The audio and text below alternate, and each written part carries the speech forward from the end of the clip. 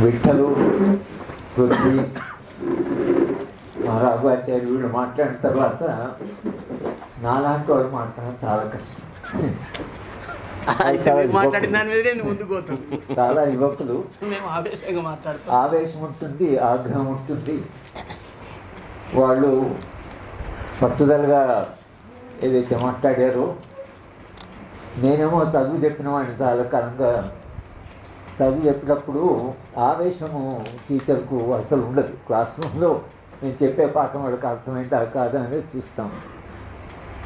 కనుక ఆవేశంగా అయితే నాకు మాట్లాడడం సాధ్యం కాదు. కానీ ఇవాళ మాట్లాడిన వాళ్ళందరూ కూడా స్పష్టంగా వాళ్ళు ఒక్క విషయం మాత్రం చెప్పారు. ఇది ప్రజా ఉద్యమం లేకుండా, ప్రజలు కదలకుండా మనం ఎంత మాట్లాడినా కూడా దాని ఫలితం ఉండదు. తెలంగాణ ఉద్యమంలో కూడా ప్రజలు వచ్చాకే ఉద్యమం ఊపందుకుంది. నాయకులు ఎంత మాట్లాడినా ప్రజలు ఒక్కసారి ఉద్యమంలోకి రావడం మొదలుపెట్టిన తర్వాత ఉద్యమం ఊపందుకొని అంతిమంగా అది తన లక్ష్యాన్ని సాధించింది. అందుకని తెలంగాణలో ప్రజలు ఉద్యమించడానికి ఒక కారణం ఏంటంటే, అంత బలవంతులైనటువంటి ఆంధ్ర ప్రాంత పెట్టుబడిదారులను మనము ఒక వెనుకబడిన ప్రాంతం వాళ్ళు అయినా కూడా మనం పోరాటం చేసి తెలంగాణను సాధించాం. నిజానికి మొదటి తెలంగాణ గురించి మాట్లాడినప్పుడు చాలామంది నవ్వేవాళ్ళు. నేను ఆంధ్ర ప్రాంతం కూడా వెళ్ళేవాడిని. నాకు అక్కడ కూడా ఉపన్యాసాలు ఇవ్వడానికి విశ్వవిద్యాలయాలకు వెళ్ళేవాడిని. వాళ్ళు నవ్వేవాళ్ళు, తెలంగాణ ఎక్కువ వస్తుందని అసలు మీరు అయితే పిచ్చాని కాదు, తెలంగాణ ఎట్లా వస్తుంది, అసలు రానే రాదు అనేటువంటిది చాలామంది ఆంధ్ర ప్రాంతం వాళ్ళు చివరి దాకా వాళ్ళు తెలంగాణ రానే అనుకున్నారు. దానివల్ల వాళ్ళు చాలా నష్టం జరిగింది.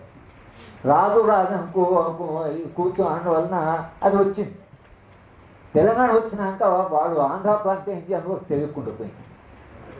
ఉద్యమం లేదు, వద్దని అన్నారు, తమకేం కావాలని అడగలేదు. దానివల్ల చివరికి మీరు ఆంధ్ర ప్రాంతానికి పోతే వాళ్ళు క్యాపిటల్ సిటీ దగ్గర నుంచి అంతా ఏమి చేయాలనో ఏమి పాల్పడడం లేదు. ఒక్కటి కాంగ్రెస్ పార్టీని ఒడగొట్టారు కోపం మీద. అది ఒకటే పని చేశారు. ఇప్పుడు కూడా కాంగ్రెస్ పార్టీ మీదే కోపం ఉంది వాళ్ళు. కానీ ప్రజలకు ఏం కావాలి, భవిష్యత్ ఏమిటి, ఆంధ్ర స్టేట్ అంటూ వస్తే ఎటువంటి స్టేట్ నిర్మించుకోవాలని తెలియదు. తెలంగాణ వరకు వస్తే తెలంగాణ ప్రజలు మనం పోరాటం చేయడమే కాకుండా తెలంగాణకి ఏం కావాలో కూడా మనం అడిగాం. తెలంగాణలో విద్యారంగం ఎట్లా ఉండాలి, వ్యవసాయ రంగం ఎట్లా ఉండాలి, లేదా పారిశ్రామిక రంగం ఎట్లా ఉండాలి, ఉద్యోగ అవకాశం ఎట్లా ఉండాలి, రైతులు ఎట్లా ఉండాలి అనేది దాని విషయం చాలా విషయాలు మాట్లాడాం. కాబట్టి వాళ్ళ మనకు ఏం కావాలి ఏమవుద్దు అనేది మనకు తెలుసు కనుక ఇవాళ వాళ్ళు ఒక ప్రాజెక్ట్ కడతాం లేకపోతే నీళ్ళు తీసుకుపోతాం అంటే, ఎర్రవల్లి ప్రాంతంలో ఉండేటి ఎర్రవల్లి తండాలు మీకేం కావాలో తెలుసు. ఏం కావాలో తెలుసు అంటే ఏం వద్దు కూడా మీకు తెలుసు. మనకు నీళ్ళు కావాలి, కానీ నీళ్ళు మా గ్రామాల నుంచి కాదు, వేరే ప్రత్యామ్నాయం ముందే చెప్పాను, వేరే రకం కూడా నీళ్ళు తీసుకురావచ్చు. మీరు ఎందుకు అలా చేస్తున్నారు అనడానికి వాళ్ళు ఉదయం నుంచి మాట్లాడిన వాళ్ళు చాలామంది అధికారంలో ఉండేటువంటి వాళ్ళు ఎవరైతున్నారు. ఎంతకాలం అయితే రైతాంగము అధికారంలో ఉందో, రైతులు అబద్ధాలు చెప్తే పంటలు పండవు, రైతులు కష్టపడితేనే పంటలు పండుతాయి. కానీ వ్యాపారస్తులు వాళ్ళు అబద్ధాలు చెప్పి కూడా చాలా పనులు జరుగుతాయి, లాభాలు కూడా వస్తాయి. అబద్ధాలు చెప్పి రైతుకు అబద్ధాలు చెప్తే రావు, మోసం చేయలేరు రైతు. కనుక రైతులు అధికారం ఉన్నంత వరకు పాలన ఒక భిన్నంగా ఉంది. ఆ రైతాంగం పోని ఉత్పత్తిదారుడైనా వాడు కనీసం ఉత్పత్తి చేసేవాడు. వీళ్ళు వచ్చింది కాంట్రాక్టర్, ఈ భూమి అమ్మడము, భూమి కొనడము, గనులు అక్కడ ఉంటే పోయి తోవడము, లేకపోతే వాళ్ళ బస్తర్లో కొన్ని వేల మందిని చంపారు, రోజు చంపుతున్నారు. ఎందుకు చంపుతారా అని అంటే, అక్కడ వాళ్ళకి వనరులు కావాలి, అక్కడ ఖనిజాలు ఉన్నాయా, ఖనిజాలు తవ్వుకోవాలి. ఖనిజాలు మేము ఇంతకాలం అడవిలో ఉన్నాం కదా, ఈ ఖనిజాలను కాపాడుతూ వచ్చినాం కదా, మేమేమి ఎవరికి అన్యాయం చేయలేదు కదా, మా బతుకు మేము బతుకుతున్నాం కదా అంటే అన్నా కూడా ఆ ఖనిజాలు కావాలి. వాళ్ళ పాపం వాళ్ళ విషాదం ఏంటంటే దాదాపు అక్కడ 44 లక్షల కోట్ల సంపద ఉందో ఒక అంచనా. ఇప్పుడు అక్కడ బంగారు గనులు ఉన్నాయని కూడా అంటున్నారు. ఇక దానివల్ల ఏంటంటే మీరు ఎక్కడైనా కూడా మీరు ఏమని చావండి, కానీ మేము మాత్రం గనులు మాకు కావాలి. ఈ పద్ధతి అవుతుందో అది బస్సరే కావచ్చు, అది ఎక్కడైనా కావచ్చు. వీళ్ళందరూ అక్కడ ఉన్న వనరులు కావాలి, అక్కడ ఉన్నటువంటి సంపద కావాలి, కానీ ఎక్కడ మనుషులు ఏమవుతారు అనేది ఆలోచించడం లేదు.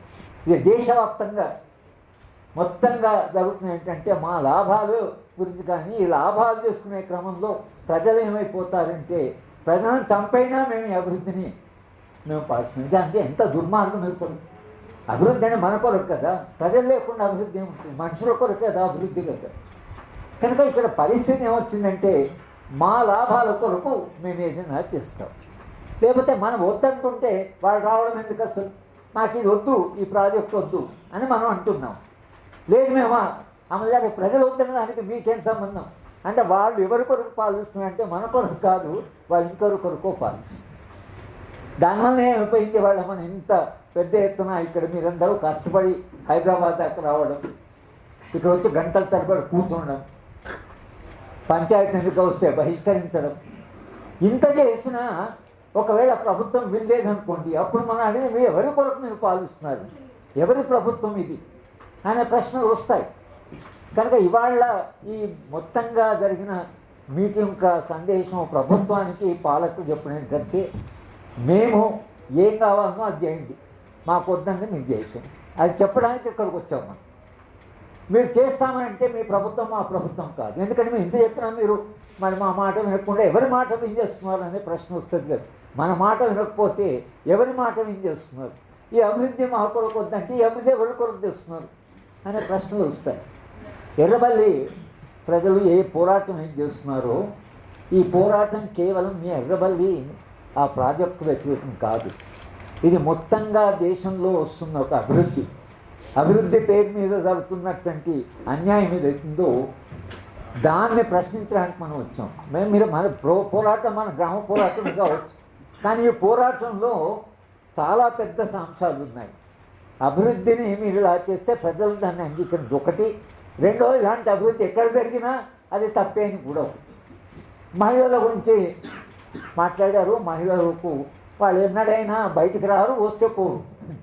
వాళ్ళ నేచర్ ఏమిటంటే బయటికి రావడమే చాలా కష్టం, కానీ బయటకు వచ్చారనుకోండి మళ్ళీ ఇంట్లో పోరచ్చు, పని అయ్యేదాకా వాళ్ళు ఎక్కడైనా పోరాడుతూనే ఉంటారు. అది మహిళల యొక్క స్వభావం. కనుక ఇంతమంది మహిళలు కూడా ఇక్కడికి వచ్చారు.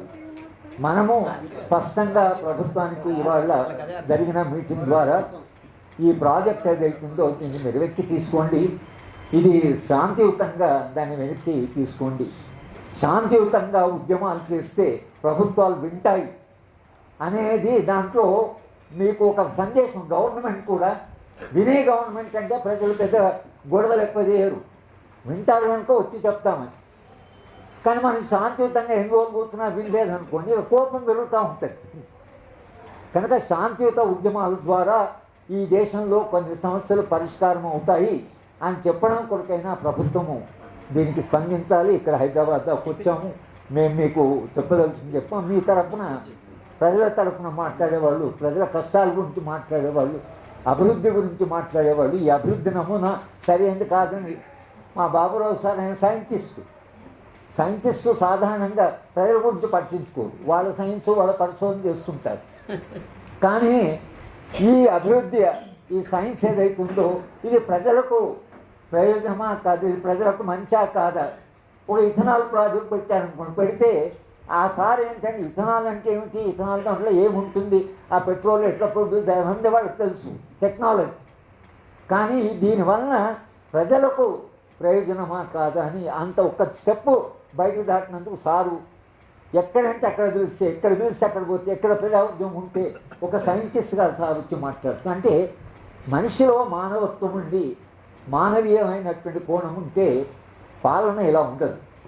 ఎక్కడో మనుషులు పాలించే వాళ్ళకు మానవత్వం లేకపోయి, మానవీయ స్పందన లేకపోయింది. అయ్యో ప్రజలు కష్టపడుతున్నారు, అయ్యో పాపం అనే లక్షణమే రాజకీయాలు కోల్పోయాయి.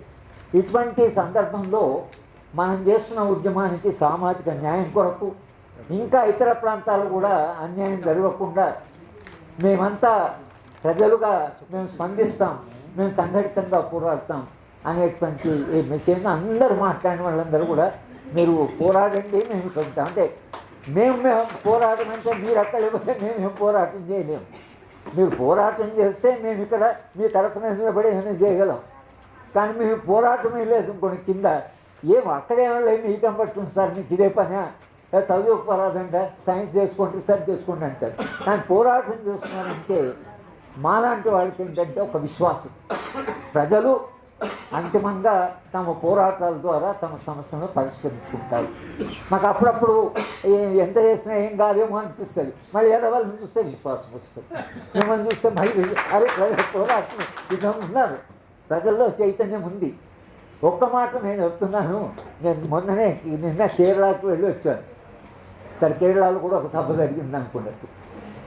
కానీ దేశంలో చాలా భయానకమైన వాతావరణం. చాలామంది భయపడుతున్నారు.